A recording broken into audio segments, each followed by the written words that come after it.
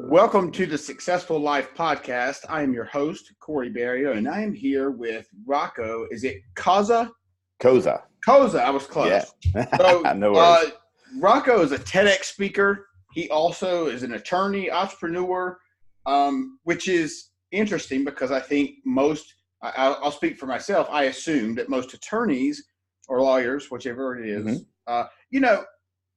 wouldn't, it's always you trade money for time, right? Yeah. And so the difference in this man and any other attorney, other than maybe one that I've ever come across, it is you either pay me or you get no information. And this gentleman feels very differently about that. And so he's also a best-selling author and It's Work podcast. Did I say that right? Yep, that's correct. Yep, absolutely. So quite a lot of stuff going on, but yeah. I want to go ahead and talk about really quick. He held up a book in one of his posts called The Go-Giver for Sellers.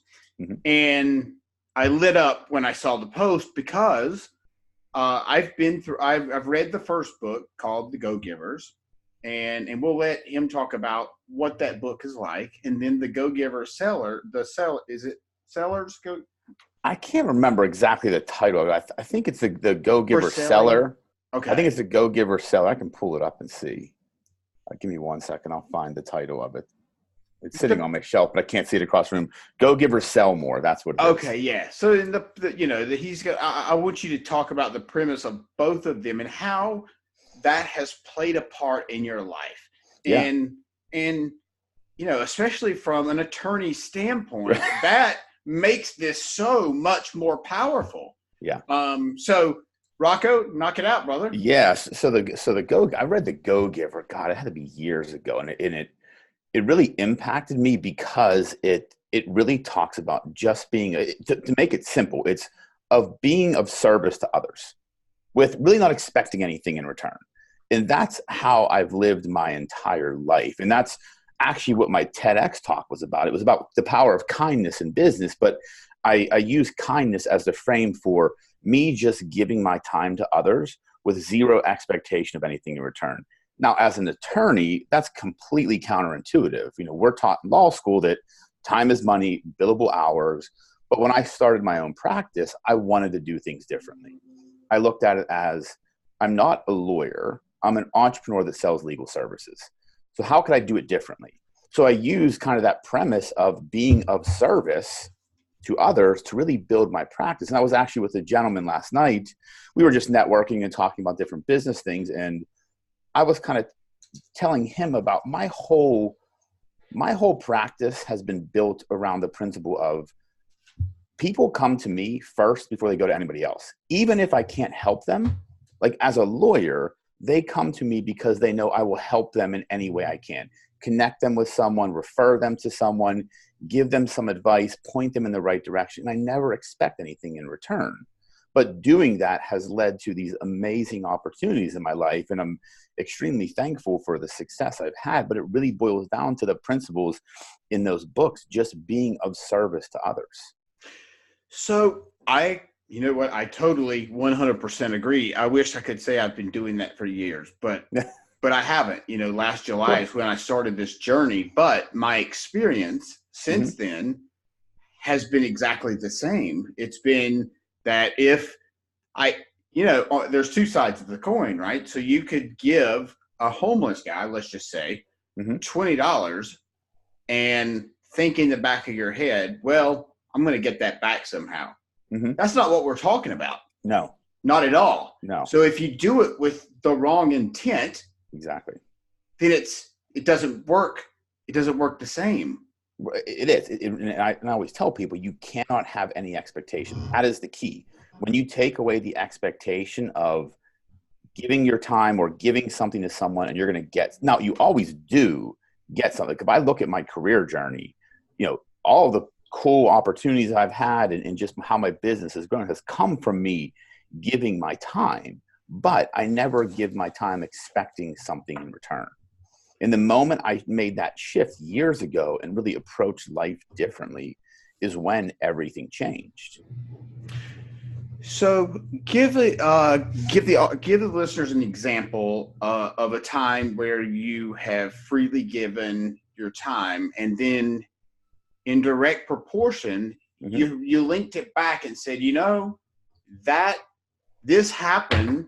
I believe this happened. The universe, if you Yep. will, put this in front of me. Maybe because that happened, that I did this for that person, not at the time, but when the universe decided to show up and say, "Here's what it is," Yeah. so to speak. Did that make sense? Yeah, no, and I'll give you a great example. This is one of the examples I always give. So, former business partner of mine a few years ago, she knew this guy. He kind of, I've been known to be a connector, like connect people together. Always, I know a lot of people. I network. So she's like, "Oh, I think this guy, you guys would get along.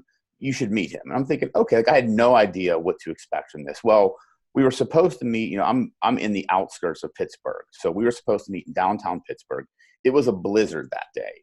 So I didn't cancel the meeting. I drove into town, had no idea how long it was going to take. I was with this guy for a few hours, just talking, had no idea what to expect. I just met the guy and just said, "Hey, I can help you in any way I can." Well, we formed this friendship. He's now become one of my good friends, really good friends. And we have two businesses together. And he introduced me to a lot of different pro athletes, all because I was willing to give my time to him. And anytime after that first meeting, he would call me every once in a while and ask me some advice. I'd give him some advice. I'd meet with him and his team. I would just, help them out with nothing, no expectation of anything. And then him and I just developed this great friendship and then this trust for one another. And he got me involved in this olive oil and wine business that I'm involved in. Because he was in the sports agency world. So he kind of introduced me to a lot of pro athletes. And it's just been this great, this great bond that we created with no expectation of it happening. I just went out of my way to give this guy a few hours of my time, and that happened from it. And it was that simple. That's incredible. I mean, that is a fantastic example. Yeah. Why do you think that this concept for people is more of a challenge than not, in their daily lives? I think, well, from a business perspective, I think a lot of people are penny wise and pound foolish. They're looking at the quick dollar. They're looking at the transaction, where I look at the long term. Part of my law practice is very transactional, but I don't ever look at a single transaction as just that. I look at it as a start of a relationship. So I've kind of always approached it that way. And the other thing I think is people, and this is going to sound terrible to say, but people are very egocentric. They think their time is more valuable than others. I've never, I come from a very humble background, low middle class family, single mom. My mom, my grandmother, my two aunts basically raised me until my mother met my stepfather. So I was always taught these traditional values, and it's really helped me stay grounded, stay humble. But I think when people reach a certain level of success, we'll call it, they get this big head and they think their time is more valuable and what's in it for me. Especially lawyers. I mean, look, we're the worst of it. I mean, I can tell you that. I mean, we really are. Like, I deal with lawyers all the time that just think that their time is more. And I'm thinking to myself, end all be all, we're all just people. And most lawyers, we don't know much. We know how to solve the problem. We know how to find the answer, but end all be all, we don't know all the law. We don't know everything. We're looking for the answer. But I think people have this very egocentric view, and they forget where they came from. They forget humility. They forget, empathy towards others. And that's why I think people have this hard time with that. Yeah, I would say you're absolutely right. Again, like kind of like you said, I hate to say this, but like I feel like we live in a really not selfless but selfish world. Yeah. It's like you see it drives me insane, a grocery cart, and it's sitting on the side of the thing, or it's sitting in a parking spot, and like the little grocery cart thing is right there. Yeah. And it's just pure selfish and laziness, and it drives me insane. I know that sounds silly, but No, I know exactly what you mean. But it's the little things. It's the little things are what matter most, and that I always say you can tell the character of a man by watching the little things he does. I agree. Opening a door for people, like doing those certain basic, gentlemanly things. I believe in chivalry and being a gentleman. I that's kind of my belief system. So I just when I'm out and about, I tend to watch people. I'm a people watcher. And I, like you, those little things drive me crazy because they're so simple to do, but that's the problem. They're also so simple not to do. And people choose laziness. That's so true. It's just like it's like pee on the seat. Like, Yeah. come on, Yeah. just wipe it off, dude. Right. Just wipe it off. Take 2 seconds. That's exactly right. Oh, so let's go. Let's circle back to you. You said you were raised by your aunt and your mom. Yeah, my mom, my grandmother, and my 2 aunts are really the prime forces in my life. Okay, let's go there for a moment. Yeah, sure. My mom and biological father were divorced when I was really young. So it's just, I was, raised by those 4 women. So I was taught very traditional Italian values. And, my grandmother was probably the biggest influence in my life. And she's the one that always, beat into my head, which is a terrible thing to say when I'm talking about kindness, but she said, be kind to everyone. You are no better or no worse than anybody. You treat the president of a company the same way you treat the janitor of the company. You never, in that single piece of advice, she said, will take me far in life. And it has. And that's how I've always approached it. Because most people look, especially lawyers, most people look at us as, pretentious pricks, basically. And they think we have this arrogance about us. Well, I always pride myself on, when most people meet me, 9 out of 10 people will not guess I'm a lawyer if I don't tell them what I am. And that's just because I approach life differently. And I think that comes from my upbringing. They really instilled some good traditional values in me that I've just taken into my adult life and try and instill in my kids as well. Nice. I like that.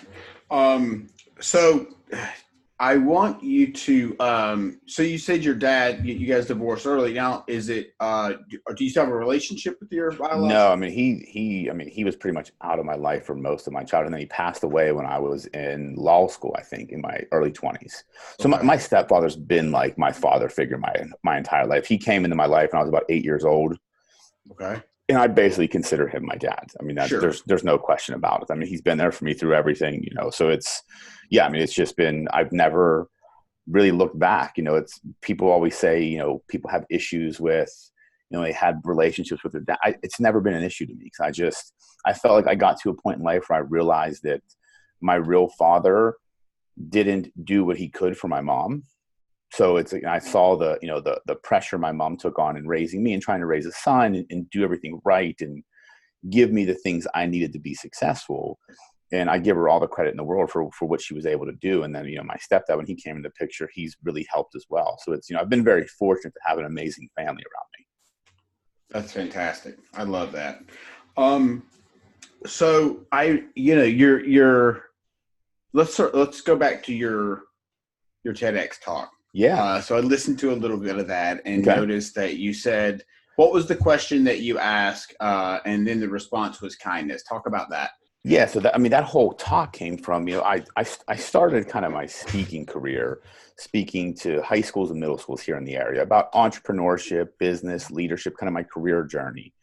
And I was giving a talk, I think it was either a high school or middle school. And, one of the kids, and I always open up for Q&A at the end. And one of the kids in the class or in the room said, what's the one thing that matters most in business? Like the most important thing. And my instantaneous response, without even thinking, was kindness. But it was the looks I got after saying that made me realize there was a problem.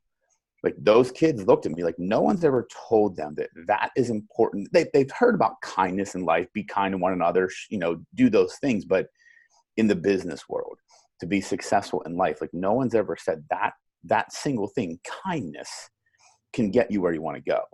And so that's kind of how that talk evolved, from literally that single moment. I think that we're programmed subconsciously from a young age that, to be in business, you've got to step on people and you've got to be ruthless and you've got to just do whatever you've got to do.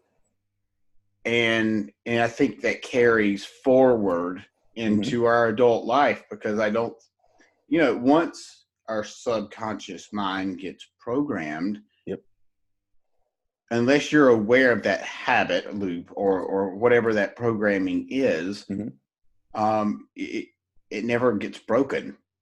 Yeah, absolutely. And to be aware of that, you have to dig in. You have to dig Yes. into books and in your mind and why it works the way it does. And I wish more people would do that.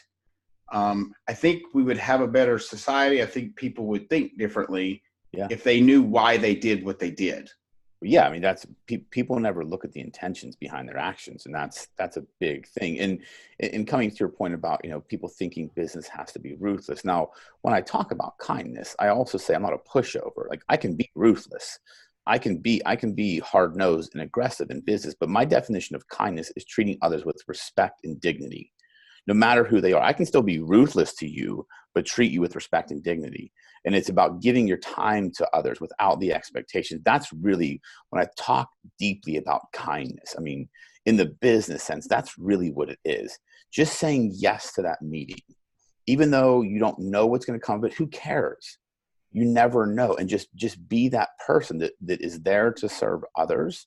Because I think Jim Rohn has the famous quote, the more people you serve, the more money you make, or whatever that quote is, but it's the truth. I mean, when you serve more, you serve yourself more. Yes, exactly. The more people the more people you help get what they want. Yeah, that's the quote. I can't remember We're it. getting it's close. I think with the combination of the two, we're getting there. Yeah. But yeah, so but that's totally true. So let me ask you, Yeah. how do you one of the things that I struggle with is, I'm a coach and I help people, right? Hmm. And I have paying clients and I have people that I don't charge, right? Sure. Yep. And that's a fine line. It's a Of fine course. line of how much do you give Hmm. before you ask for something in return. And when is it that, is there a point where you feel, how do you make that distinction, right? So So, the bar meeting, hmm. that was a meeting that I get that. Okay. But how do you make that distinction when the person calls over and over, so to speak? I'm just giving an Hmm. example. So that's a good question. And I've been fortunate enough where I haven't been taken advantage of. I also have very good intuition. So I typically know when I meet a person, I get that sense of a person, whether they will be that type of person that could abuse my willingness to share, willingness to help, willingness to connect.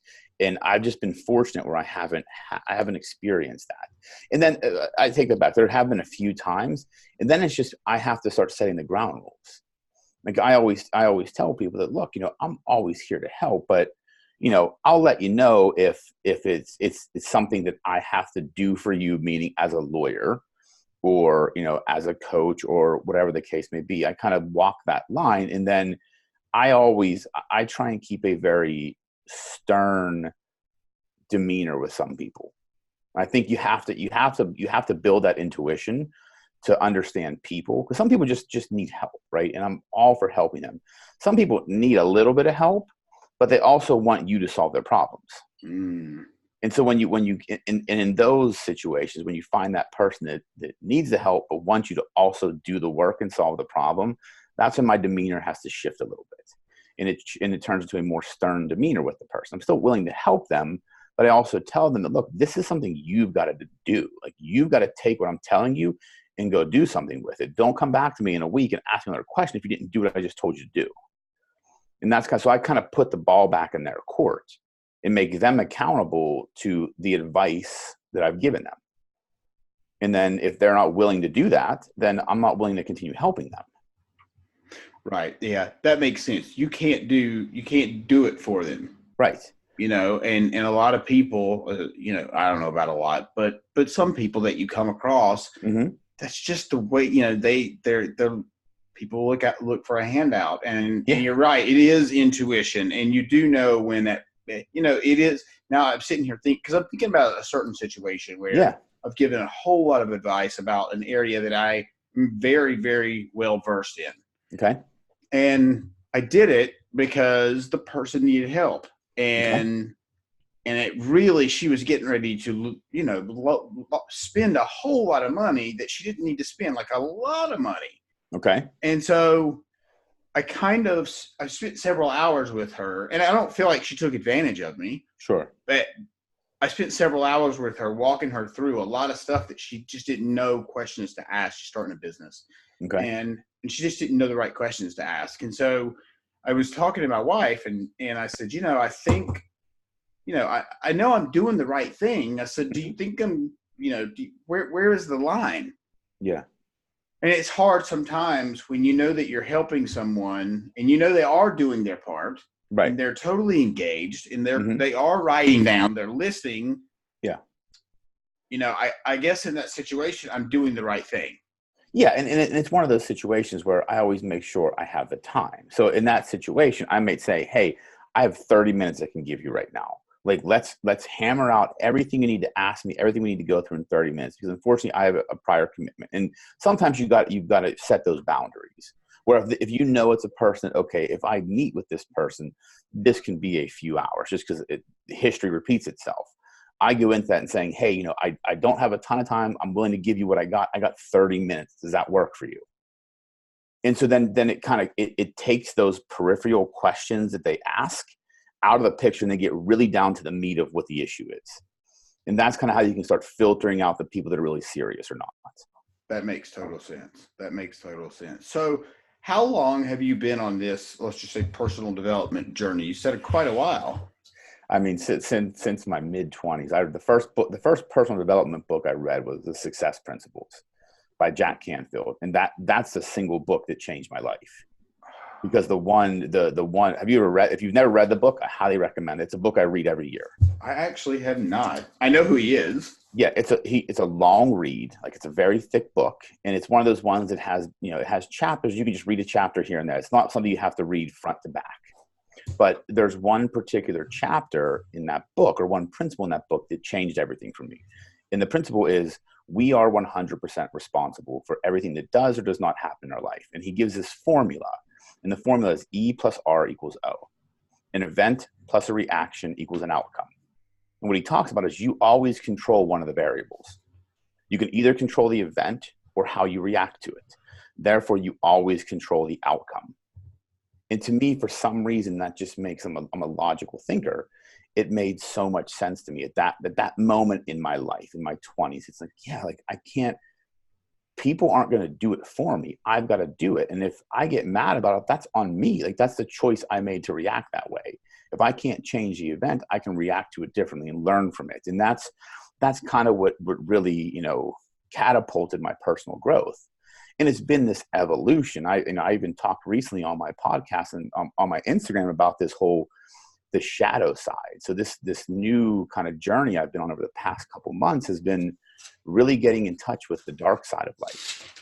Okay. And the dark side of a person. So, Carl Jung, the famous psychologist, talks about the persona and the shadow, how each person has these two sides. And to become this higher version of yourself and have this psychological awakening, you have to learn to integrate the two. And I've been doing that work recently, and it has literally changed everything for me.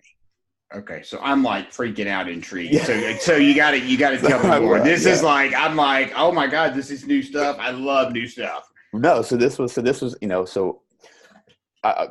take a step back. So this past year, right? So I was in corporate America for years. I left. 2019 has really been my first full year as a full-time solo practicing attorney. I've had my practice since 2013. It was part-time on the side. So this has been like my first full year. First half of the year, I said, okay, I need to make this amount of money to be comfortable, to live my lifestyle. And I was playing not to lose. I was playing defense. And I went through this transition, like in the late spring to early to midsummer, where something was off inside of me. I just felt these like negative emotions, these negative things about these things I didn't like about myself. Like these terrible things. I can be manipulative. I can remove guilt from a situation. I can be very cold and calculated. But as I work with this business coach in Chicago, and he kind of started me down this path to looking at the dark side. And then I started doing the research because I'm a psychology major. And I started looking at Carl Jung. So I remember a little bit about it from college. And when you talk about the dark side, he says it's to be a higher version of yourself. You need to be whole, meaning you need to incorporate the good and the bad. And he says what makes a person powerful is their ability to know they have the ability to do evil, but they choose not to. He's like, once you understand you can harness that power and understand your capability of danger or evil or harm and choose not to use it, that makes you a powerful person, because now you can recognize evil, you can recognize danger. And he's like, when you, and it's just and I'm still like digging into the research. It's just so fascinating to me, because I started looking at myself and said, the moment I started being okay with that negative side of myself and those negative things I'm able to do and incorporate it and just be, that's who I am. Like my revenue tripled. Literally the moment I changed that thought process and that mental shift, everything changed for me. Okay, so let's step back for a second. Yeah. And you said, one of the things you said is that you were playing to be, or you wanted to be comfortable, and you were playing small. Now, where in there where's the dark side? What does that mean for Rocco? Sure. So that was okay. So I was playing not to lose. So I was like, okay, I this is how I've always operated. I can make this amount of money. I'm good. Then I started taking this personal assessment and saying, what makes me good as a lawyer? Like, what can I do differently? And I started realizing like these negative things about myself, that I can do these, I can manipulate situations. I can bend facts. I can do something very cold and calculated. And that's something I always had this problem with. It was like, and I was doing this assessment, like, is this preventing me from getting to the next level? Is this preventing me from being that next level up as a lawyer, as an entrepreneur? And then as I was working with this coach, and he says, a lot of times we have to walk through darkness to find our light. And when he said that, it started to hit me. So that's when I started like understanding the power of your dark side. And when you incorporate that into your life, I started looking at the practice of law differently. I started looking at how I approached clients differently. It gave me this level of comfortable confidence, where it's just like, I knew I had that ability to manipulate and get whatever I wanted. I knew that I can go in any situation and close a deal. Okay. And it just gave me that confidence to go into any situation and do that. And the moment I said, that's who I am, and I'm totally cool with it, it changed. That's when I started operating differently. And I went from playing not to lose to play to win. Okay. And I stopped looking at the numbers and started just saying, I'm going to do whatever I can to grow this as big as possible. Okay. So when you say, you can go into a situation and manipulate it, some people listening may think, well, God, what a D-bag. Like, yeah, no, I understand. I mean, absolutely. It sounds terrible to say. but I need you to go into that so people understand what you mean by that. Cause it's such a it's got a really bad stigma behind it, I think, is the best way to say that, as far as the word manipulation. Sure. So there was the bad side of it that I always saw in myself. I'm like, okay, because I always felt like I could talk my way out of any situation. Like, it could be a normal situation about anything. I just always felt like I had that ability, and it caused this inner turmoil. Like, that's not a good quality to have, I would say. But then I looked at it from not a manipulation standpoint, but this gives me, a skill in the law, is that I can see around corners. Leverage. I can anticipate what's going to happen. I can anticipate what I need to say to get the result I want. And it's not about manipulating. It's being able to take a very practical approach and see 3 steps ahead of whatever I'm dealing with. And that ability, which I always for the longest time thought was manipulation, ended up being a skill, so long as I use it for the right reasons. Sure. I choose to use it for business as opposed to, and to benefit my clients, not to harm anybody, not to do anything wrong to anybody, but to get a result for my client quicker than we could have otherwise. So do you have a quick example of a time recently that you have seen 3 steps you saw 3 steps ahead, and X happened, the 3 steps ahead happened, and then Y happened, and the result was so much better. Yeah. So I was in a negotiation, right? So I was negotiating this buyout deal for my client. Now I knew coming into this meeting, I knew the attorney I was dealing with. I kind of understood the person's personality. He was an older gentleman, so he has a different way of thinking. So I knew going into that meeting, the 3 things I needed to do to get the result done quicker. And this guy, like, he came and he's like, we're going to spend all day together. We're going to go through all these documents. We're going to do this. And I went into it with, I know exactly what I need to say to this guy. I know exactly how I need to position these things. And that meeting took 45 minutes. And it was scheduled for, I think, 5 hours. But it was my ability to know that I knew exactly what I needed to say to this guy. I knew exactly how to play the hand that caused them to say, yeah, you're right. Let's do this. And then we all agreed, we left, we parted ways, and now we're working on the deal. That's a great example. And I think it goes back to, an old school maybe way of thinking for him. Mm-hmm. Right. And so people of a different generation, even, I had a recent deal, I was working on a deal with a couple other guys, and we were going to build out a fully vertical integrated hemp business. Okay. That is a big ass deal. Sure. I mean, there's lots of money involved. There's lots of moving parts. There is a lot. Mm-hmm. And so these guys didn't know anything, including myself, about this. I just knew the right people to get us there. And I knew that these people were, they've been in the industry forever, so on and so forth.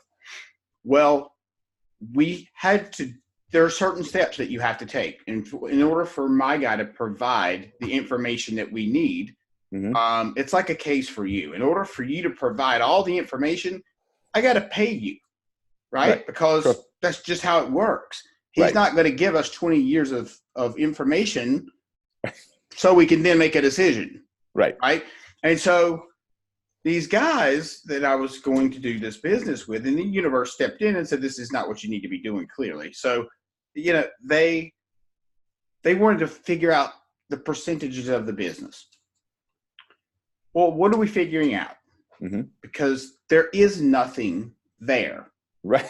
We don't even know if we're going into business. We don't know if this is going to be a $50 million process or a $5 million process. So how are we going to, and that honestly killed the deal. Yeah. Because their thinking is old school. And actually one of the guys is younger than me. They're stuck in the details that don't matter at this point. They don't matter. Right. They don't matter. And the crazy thing is, him and I started this because we wanted to help people.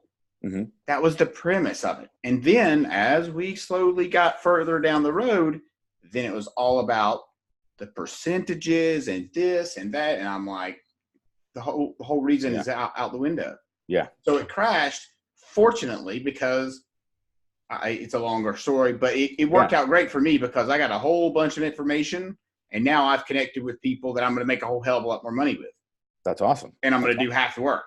Right. So, it actually worked out great. And, I don't know what they're doing, but it is what it is. So talk about playing you mentioned, go back to the comfortable and playing small comment. So if somebody strives to be comfortable, right, where do they usually wind up?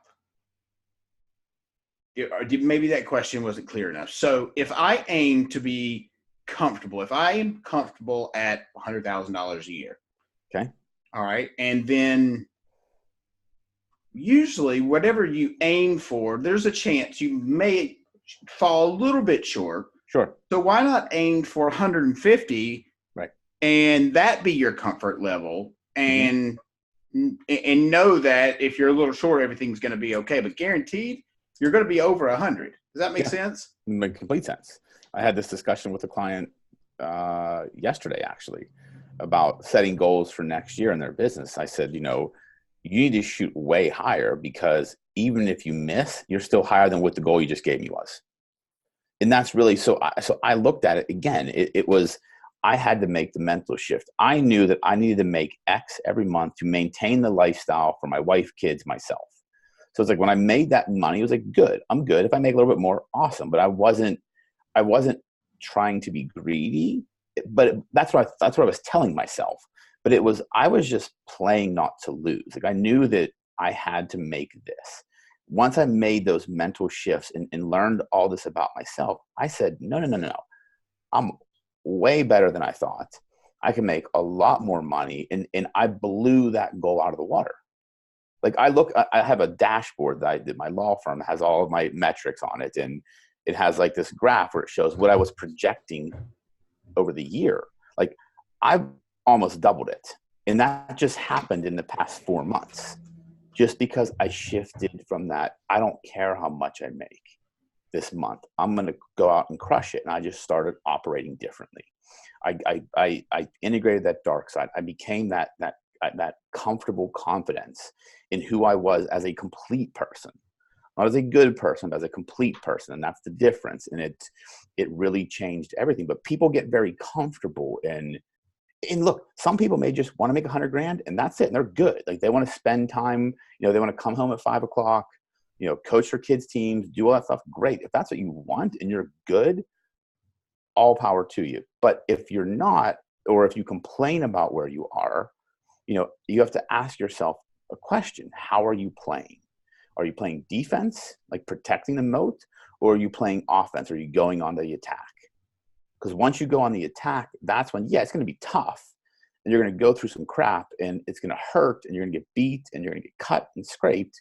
But in the end, you're going to be a lot farther ahead had you just sat there and just protected the moat. Absolutely. The process is not respected as much as it should be or recognized. Mm-hmm. In the process of getting from one place to the other, from getting from, I'll give you a quick example. Yeah. I had a testosterone replacement therapy clinic. Okay. Basically a medical spa. We did all kinds of shit there. So I exited that October of 2018. Okay. Broke my heart. I poured everything into it. It was, whatever. It's a long story. Sure. But I can circle back to something that you said. You said the ERO, right? Yep. I played my part in why that business went down. And I know what part I played. I didn't know it at the time, but I figured it out over this last year. Okay. And I realized that I was ultimately responsible for that. Mm-hmm. And so I have worked really hard over the last year to shift the way I thought, the way I treat people, mm-hmm. My journey, so to speak. I've gone back to school and learned some things and whatever. And through all this process, I didn't know the how. I knew there was something much bigger for me. Mm-hmm. I just didn't know how I was going to get there. And that part is scary. Yeah. That part is, and unless you have the ability to know you're going to get to that bigger spot, mm-hmm. then a lot of people fold. Or a lot of people sometimes take a lesser job or career than if they would have just, I think it's Think and Grow Rich, 3 feet from gold. Yeah, does that make sense? Right. So absolutely. If you stop, you're that close. Exactly. You're that close to the great thing. And I'll tell you, part of that is that, I then started networking through all this and mm-hmm. went to Arte Live, and this mic has been sitting on my desk for 3 months. Yeah. Okay. And I told myself, I haven't really set up Libsyn, which I had. Yeah. But I didn't really understand it, and I probably needed to find out stuff, find somebody to help me. Yeah. And that was the story. Yep.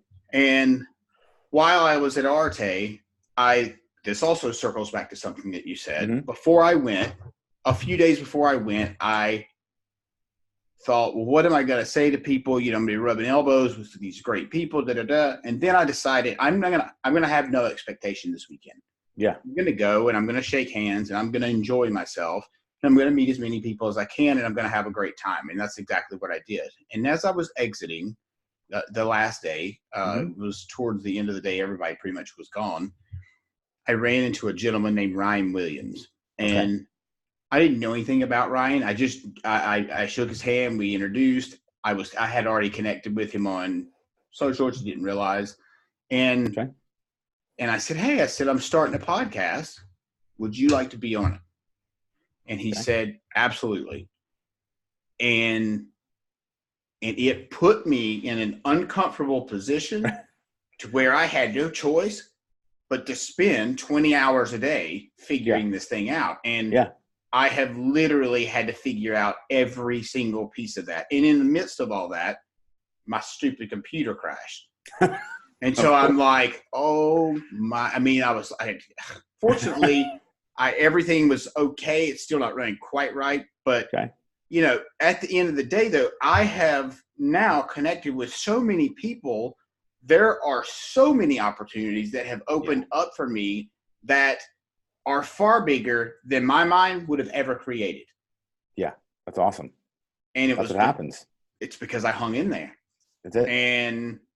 And I know at this point, I'm on the path that I need to be on, that I'm supposed to be on. And I'm still not 100% sure exactly what that looks like, because right now I've got 4 or 5 different opportunities that are all magnificent. Yeah. And so it's all going to work out exactly the way it's supposed to. That's it. And what happens is people give up. When shit gets hard, they give up because it's just like, I thought I was going to attain success quicker. Well, I always tell, like, my friends like to joke with me because they're like, oh, you get to do all this cool stuff. I'm like, yeah, you guys seem to forget that I also work like a maniac. You know, for years, I was working 18 hours a day, going to a job, building my practice on the side, you know, putting in all this time to get to this point. I'm still not anywhere near where I want to be, but people tend to look at people that attain a certain level of success and think that it's easy. I'm like, you guys don't see when you're hanging out watching football on Sundays, I'm recording my podcast, I'm recording videos, I'm writing blog posts, I'm doing work, I'm in my office, I'm connecting with people. Like every night of the week, I'm out networking and meeting people. Like it's an effort, but you have to be, if you want to be truly successful and work for yourself or be an entrepreneur, because look, you can go into a company and make a lot of money and be happy. And that's great. Like I have friends that do that. But if you want to be like, I want to wake up every day and do what I want to do, how I want to do it, and when I want to do it. So that took work. It's a constant journey. It's a constant struggle. It's a constant hustle. But I made that decision that I'm not giving up. And I just kept going. And then it's like when I figured all that stuff out about myself is really when I hit pay dirt. And it's like everything's working the way it should. And now I know every day I'm learning something new that I can be doing differently. And my viewpoint on the world and on business has completely shifted in the past 4 months. It has just opened up my eyes to so many things. And I encourage everybody listening that if you're on that journey, just keep going. It's hard. Everybody goes through it. It's a rite of, if you want to be successful, going through the crap is a rite of passage. Dude, like being a lawyer, passing the bar exam is a rite of passage. It's not a hard test. It's just a lot of work you have to put in to pass it. But it's the only time in your life you have to know basic principles of law that I'll never use again. But it's a rite of passage to put ESQ after my name. Yeah. No, that makes total sense. 100%. It's interesting because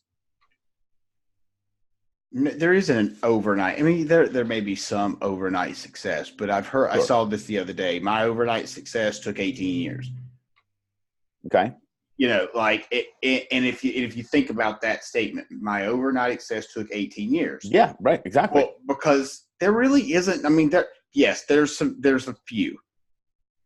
Yeah, but even if you look, and I challenge that, because even if you look at like that person that came out of nowhere, right? You don't know, like take Justin Bieber. I hate to use that example, but everybody thought he was an overnight success, but the kid was honing his craft when he was 5 years old.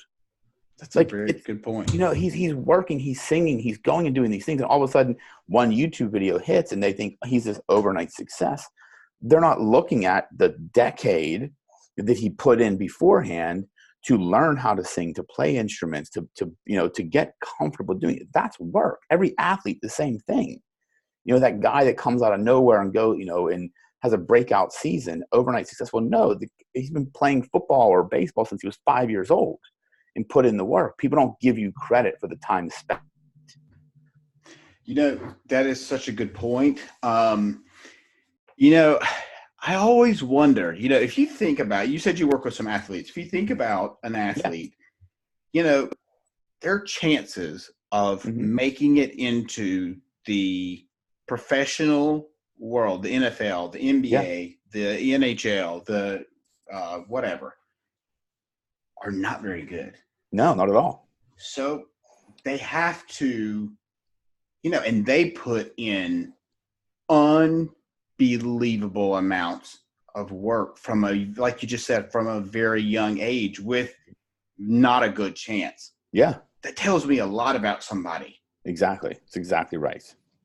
I mean, that is, it's pretty incredible. And I don't know if people think about that because they think, oh, these guys make all these millions of dollars. Well, guess what? They've earned it. Well, right. That's it always sucks when that one athlete just goes off the rails and makes it bad for everybody else, like the Antonio Brown situation. I'm from Pittsburgh, so I can say that. I can talk about that.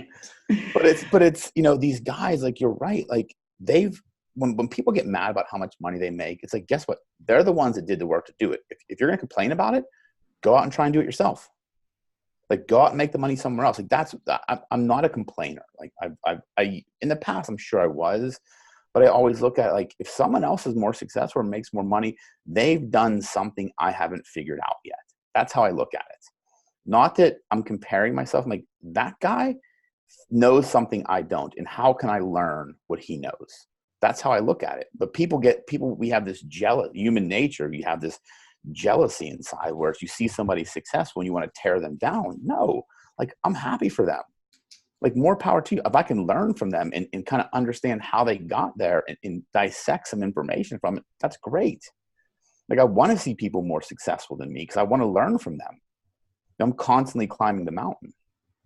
Absolutely. So, what you read, right? Yeah, a lot. Yep. So, what would what's a couple of books that have you said the go on the other page. Success Principles. Okay, that's definitely one of them. What would you say? What would you say another one would be? I guess The Go-Giver. Yeah, that's one, absolutely. One great book, The Alchemist. Oh, I'm so glad you said that because it's a great book. I don't know anything about it. I've seen a couple of people talked about it, they posted it, but I don't know anything about it. Okay. It's really a fable. So, but it really talks about the journey to find happiness, and really it's inside all along. And I read it on a plane. I was traveling for a speaking engagement, and I remember reading it, and it hit me. I think it was at that time where I was searching for something, and it hit me. It's like, wait a minute, I'm getting a chance to speak in front of hundreds of people across the country. This is amazing. And it just gave me a new perspective. So that's definitely one. Another great book, which is a long read, is The 48 Laws of Power by Robert Greene. Like, it's a really, really long book, but it's an awesome book because he takes these historical accounts and dissects them into these 48 laws of power. Okay. And it's a really cool book. I'm trying to think of one other one I would recommend. I mean, I read so many, but those are really three that have impacted me the most. I would say also, The Compound Effect and The Slight Edge. Those are two books that are kind of the same premise, but it's really about those books talk about doing those little things every day. The consistency is how you get success. It's not one big action. It's not one big thing. Losing weight isn't going to the gym 9 hours one day and you look great. It's going 20 minutes a day, 5 days a week for 6 months.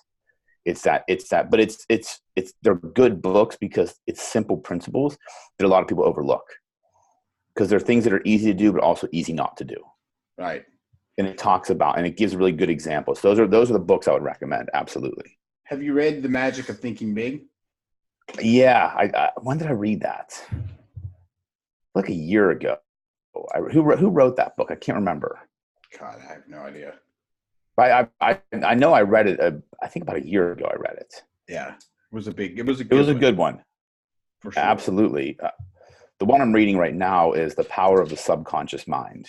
Ooh, And it's by, I think it's like Joseph Murphy or Murray. He's a PhD, but he talks about the power, and and it's a lot about stuff. It's a lot of stuff you hear about, and but this guy gets into the science of it, and it's a really interesting book. well, so I'm an NLP practitioner. Okay. So Awesome. I've learned a ton about the subconscious mind, and it to me is probably one of the most fascinating things in the Yeah. world. I mean, it's it really it runs. Mm-hmm. Our body's just our body. It's our Yeah. mind that runs the programs that makes Yeah. our body work. Yep. And most of the time, we're running subconsciously on programs that we've done for years. That And that yes, that makes you think of the other book. What you say when you talk to your. you glitched out.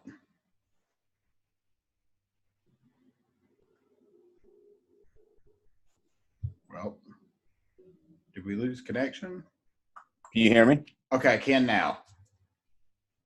So I don't know if you heard what I was saying. The book called what we say when we talk to ourselves. Okay.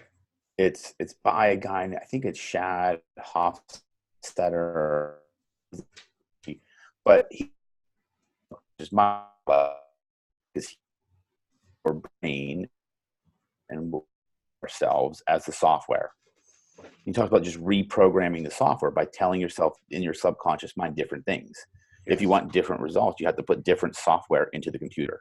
And I just love the way the book was written. It's an older book, but it was really well written, and it took a complex topic and made it very simplistic, practical, and understandable. Yeah, that makes total sense. I'm definitely going to check that out.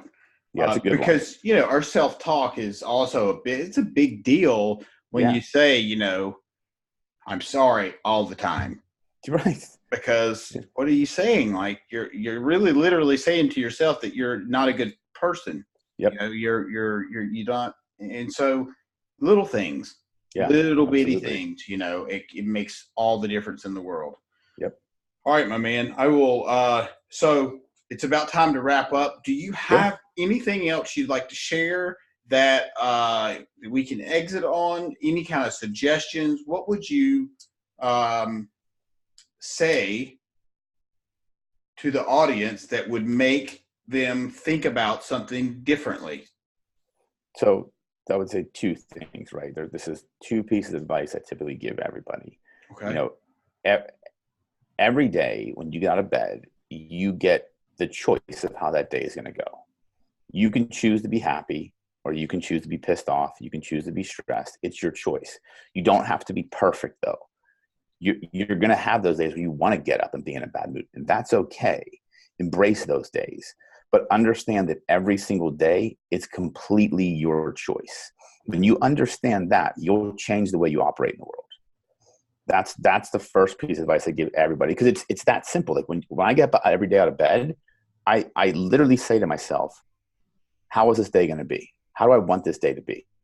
And I make the choice. I'm going to have an awesome day. It's going to be an amazing day. There may be days like I got a lot of stuff to do today. I'm going to be stressed out all day. It's okay. Like I embrace it.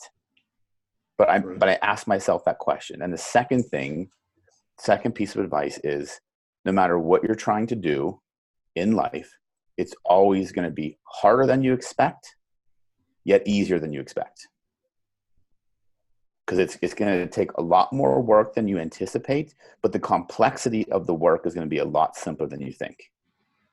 I like that. People they overestimate, or they think things are going to be more difficult and complex than they are, but take a lot less time than they do.